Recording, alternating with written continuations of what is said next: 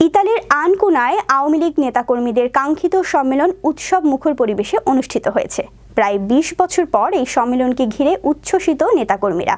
ইতালির প্রতিনিধি সজীব আল হোসাইন জানান, স্থানীয় একটি হলরুমে সম্মেলন প্রস্তুত কমিটির আহ্বায়ক শাহ আলম মুন্সির সভাপতিত্বে সদস্য সচিব বাবুল খান ও ইমাম হোসেন অপুর যৌথ পরিচালনায় সম্মেলনের প্রথম অধিবেশনে পবিত্র কোরআন তেলাওয়াত ও সমবেত জাতীয় সঙ্গীত এবং বিজয়ের মাসে সকল শহীদদের স্মরণে নীরবতা পালন করা হয়।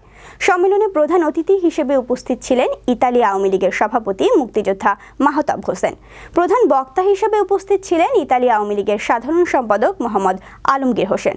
এছাড়াও অনুষ্ঠানে বিশেষ অতিথির বক্তব্য রাখেন ইতালি আওয়ামী লীগের সহ সভাপতি আব্দুল রব ফকির, আফতাব ব্যাপারী, শাহ আলম, রেহান উদ্দিন দুলাল সহ ইতালি আওয়ামী লীগের শীর্ষস্থানীয় নেতৃবৃন্দ। সম্মেলনের প্রথম অধিবেশন শেষে দ্বিতীয় অধিবেশনে ইতালি আওয়ামী লীগের সাধারণ সম্পাদক আলমগীর হোসেনের পরিচালনায় সম্মেলনের সভাপতি সম্পাদক পদে একের অধিক কোনো প্রার্থী না থাকায় ফিরোজ ব্যাপারীকে সভাপতি, ওবায়দুল খানকে সম্পাদক এবং আমিন খানকে সাংগঠনিক সম্পাদক হিসেবে নাম ঘোষণা করা হয়।